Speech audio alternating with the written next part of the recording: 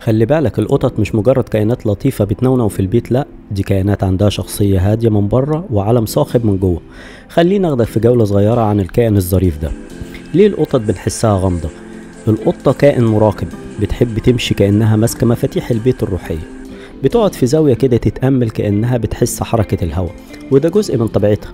هي بتحب الخصوصية، بتحب تفهم المكان قبل الناس، وبتدي ثقتها بالقطارة نقطة نقطة. في لغة للقطط بتقول ايه؟ القطة عندها لغات كتيرة غير النونوة. الديل العالي مثلا، يعني انا تمام وبحب اتفاعل.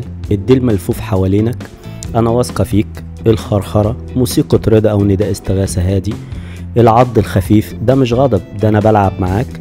القطة بتتكلم بس بلغة ما يعرفهاش غير اللي بيصبر وبيسمع. طيب، هل في حاجات معينة لازم اعملها عشان العناية بالقطط؟ الاكل. البروتين اكتر حاجة من اي حاجة تانية. الليتر بوكس لازم يكون نظيف كأنه غرفة فندق مش حمام. التطعيمات ضرورية حتى لو القطة في البيت. اللعب مع القطة محتاجة تصطاد حتى لو فرستها مجرد خيط. طب ليه وجود قطة بيغير نفسيتك؟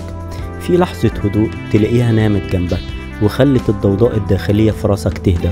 القطط بتعلمنا الصبر، احترام المساحة، الهدوء اللي بيجي من كائن واثق من نفسه. وجود قطة في البيت بيخلق حالة وكأنك بتشرب شاي دافي بدون ما تعمل أي مجهود. طيب، نصايح مهمة جدا لو ناوي تجيب قطة جديد. اختار قطة من مكان محترم، حضر مكان هادئ لاستقبالها.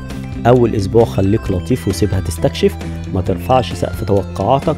القطة هتقرر تحبك امتى.